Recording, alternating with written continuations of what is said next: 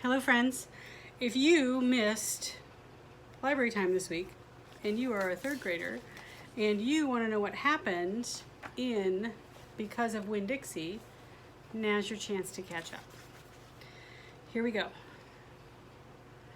Chapter 4. Is that where we left off? Yep. So in chapter 3, you might remember Winn Dixie came home with Opal from the grocery store, and the preacher didn't want Opal to keep him, and she begged and gave him a bath and cleaned him up, and the preacher decided they could keep him. And then at the very end of what we read last week, remember that her mom left when she was really little, Opal's mom? She convinces her dad to tell her 10 things about her mom. Okay, so that's where we're picking up the story. Chapter 4. 1, said the preacher. We were sitting on the couch, and Winn Dixie was sitting between us. Winn Dixie had already decided that he liked the couch a lot. 1, the preacher said again. Winn Dixie looked at him kind of hard. Your mama was funny. She could make just about anybody laugh. 2, he said. She had red hair and freckles.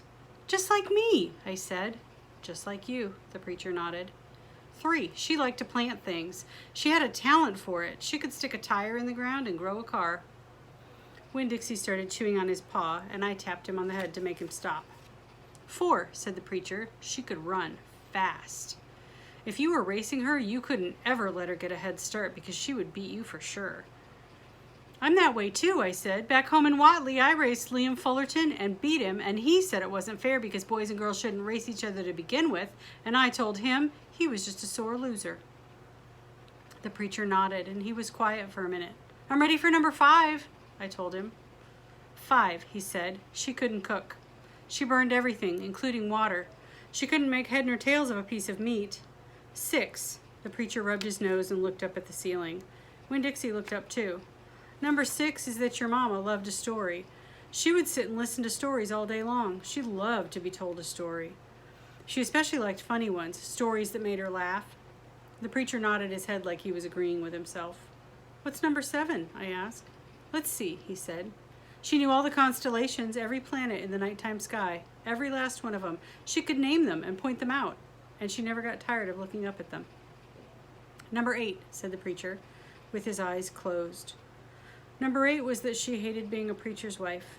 She said she just couldn't stand having the ladies at church judge what she was wearing and what she was cooking and how she was singing. She said it made her feel like a bug under a microscope.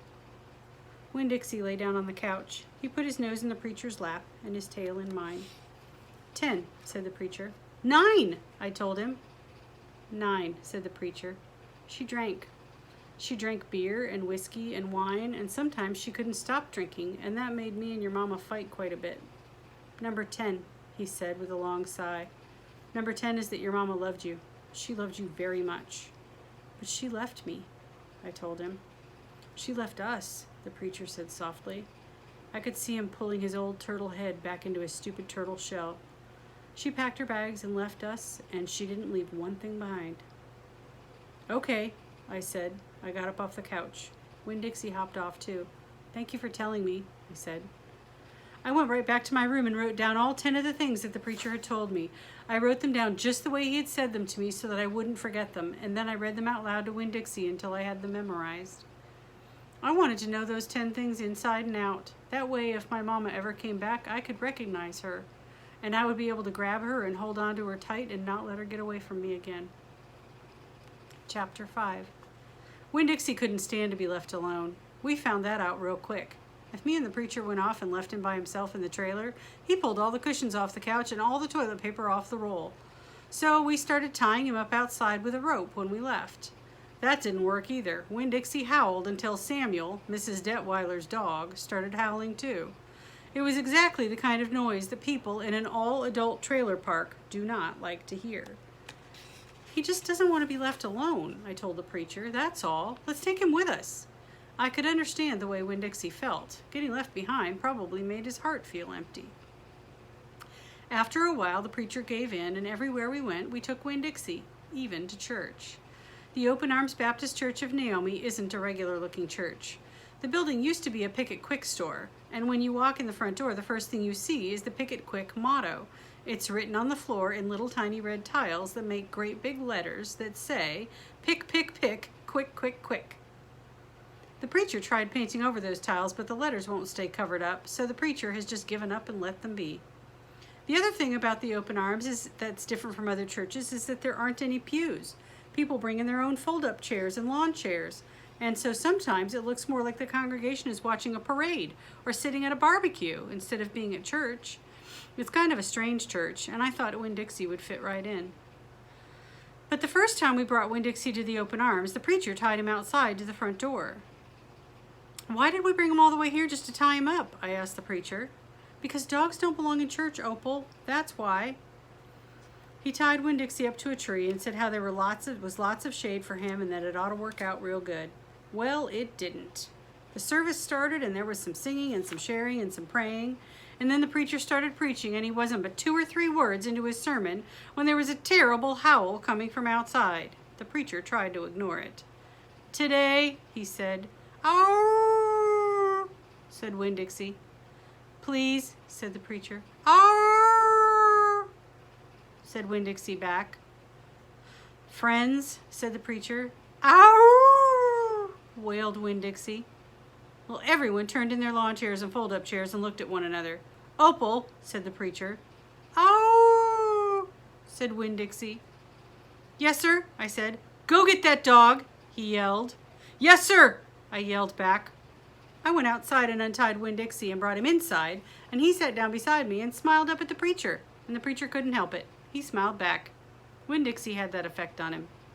And so the preacher started in preaching again. Winn-Dixie sat there listening to it, wiggling his ears this way and that, trying to catch all the words, and everything would have been all right except that a mouse ran across the floor.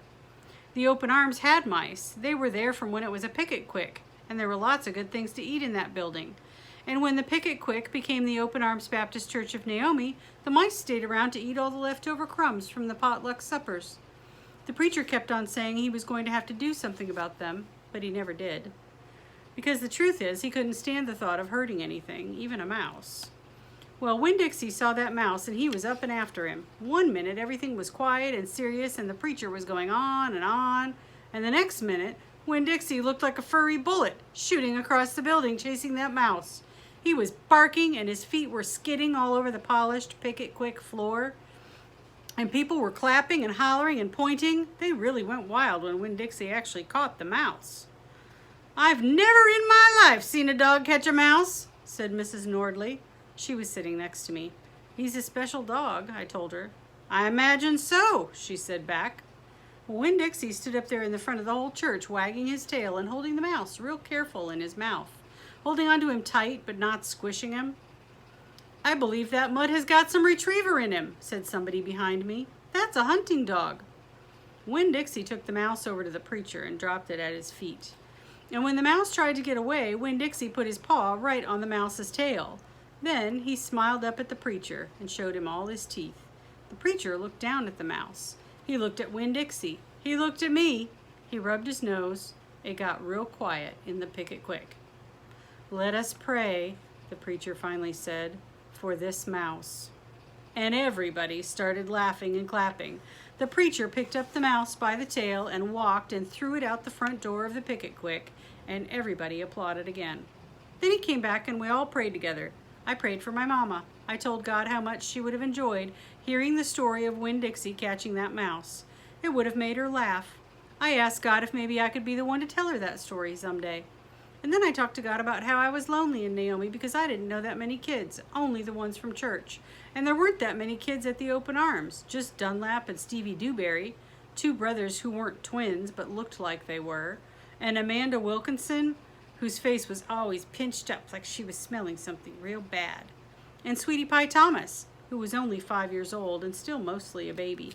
And none of them wanted to be my friend anyway, because they probably thought I would tell on them to the preacher for every little thing they did wrong, and then they'd get in trouble with God and their parents. So I told God that I was lonely, even having Winn-Dixie. And finally, I prayed for the mouse, like the preacher suggested. I prayed that he didn't get hurt when he went flying out the door of the Open Arms Baptist Church of Naomi. I prayed that he landed on a nice soft patch of grass. Chapter 6. I spent a lot of time that summer at the Herman W. Block Memorial Library. The Herman W. Block Memorial Library sounds like it would be a big, fancy place, but it's not.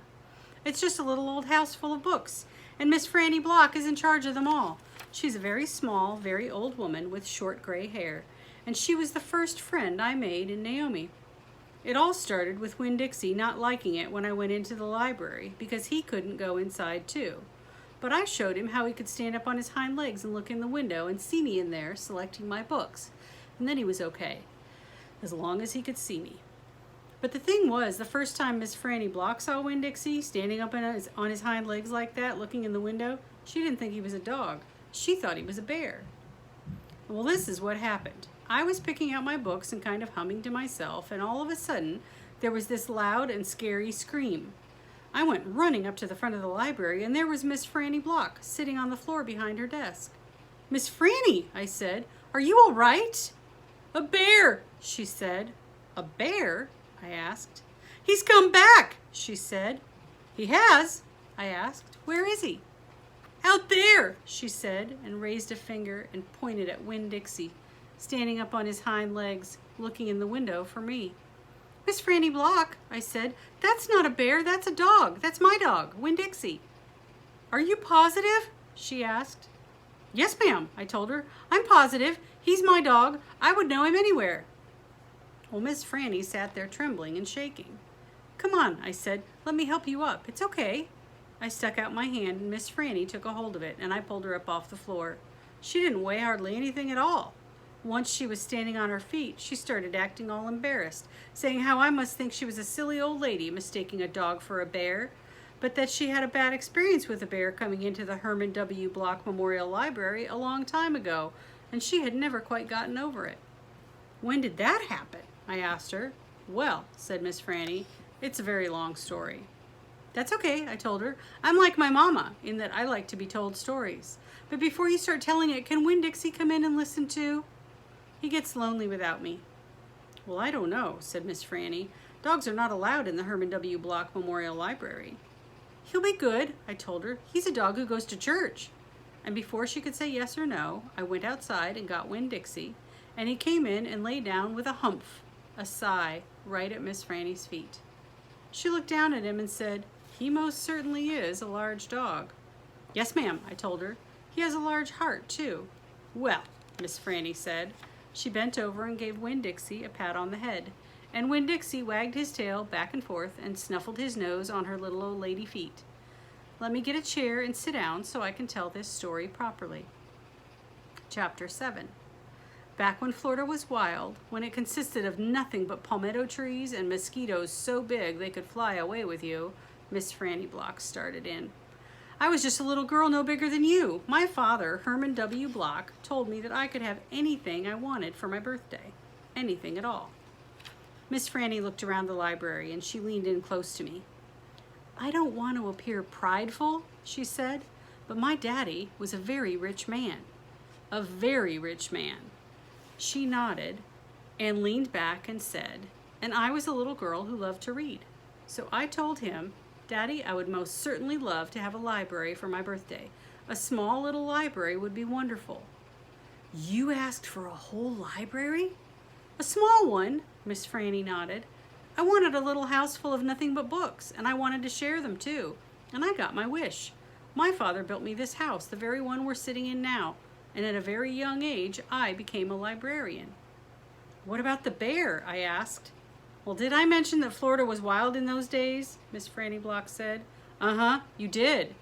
It was wild. There were wild men and wild women and wild animals." "Like bears?" "Yes, ma'am, that's right. Now I have to tell you, I was a little Miss Know-It-All, a Miss Smarty Pants with my library full of books. Oh, yes, ma'am, I thought I knew the answers to everything. Well, one hot Thursday, I was sitting in my library with all the doors and windows open and my nose stuck in a book when a shadow crossed the desk. And without even looking up, I said, 'Is there a book I can help you find?' Well, there was no answer, and I thought it might have been a wild man or a wild woman scared of all these books and afraid to speak up. But then I became aware of a very peculiar smell, a very strong smell, and I raised my eyes slowly, and standing right in front of me was a bear. Yes, ma'am, a very large bear. How big? I asked. Oh, well, said Miss Franny, perhaps 3 times the size of your dog. Then what happened? I asked her. Well, said Miss Franny, I looked at him and he looked at me and he put his big nose up in the air and sniffed as if he were trying to decide if a little Miss Know-It-All librarian was what he was in the mood to eat. And I sat there and thought, well, if this bear intends to eat me, I'm not going to let it happen without a fight. No, ma'am. So very slowly and very carefully, I raised up the book I was reading. What book was that? I asked. Why, it was War and Peace, a very large book. I raised it up slowly and I aimed it carefully and I threw it right at that bear and screamed, "Be gone!" And you know what? No, ma'am, I said. He went, but this is the part I'll never forget. He took the book with him. Nuh-uh, I said. Yes, ma'am, said Miss Franny. He snatched it up and ran. Did he come back? I asked. No, I never saw him again. Well, the men in town used to tease me about it. They used to say, Miss Franny, we saw that bear of yours out in the woods today. He was reading that book and he said it sure was good, and would it be all right if he kept it for just another week? Yes, ma'am, they did tease me about it. She sighed. I imagine I'm the only one left from those days. I imagine I'm the only one that even recalls that bear. All my friends, everyone I knew when I was young, they're all dead and gone. She sighed again. She looked sad and old and wrinkled. It was the same way I felt sometimes, being friendless in a new town and not having a mama to comfort me. I sighed too. Winn Dixie raised his head off his paws and looked back and forth between me and Miss Franny. He sat up then and showed Miss Franny his teeth. Well, now look at that, she said. That dog is smiling at me. It's a talent of his, I told her. It's a fine talent, Miss Franny said. A very fine talent. And she smiled back at Winn Dixie. We could be friends, I said to Miss Franny. I mean, you and me and Winn Dixie, we could all be friends. Miss Franny smiled even bigger. Why, that would be grand, she said. Just grand. And right at that minute, right when the 3 of us had decided to be friends, who should come marching into the Herman W. Block Memorial Library but old pinch-faced Amanda Wilkinson. She walked right up to Miss Franny's desk and said, I finished Johnny Tremaine and I enjoyed it very much. I would like something even more difficult to read now because I'm an advanced reader. Yes, dear, I know, said Miss Franny. She got up out of her chair. Amanda pretended like I wasn't even there. She stared right past me. Are dogs allowed in the library? She asked Miss Franny as they walked away. Certain ones, said Miss Franny, a select few. And then she turned around and winked at me. I smiled back. I had just made my first friend in Naomi, and nobody was going to mess that up for me, not even old pinch-faced Amanda Wilkinson. We're going to stop there. Next week is Chapter 8. I hope you're enjoying it. And I really hope you can come to live library time. If you need help with that, please email your teacher or you can email me. And if I don't see you in live library time, definitely come here to YouTube so that you can keep caught up on our stories. Okay? I'll see you guys next time.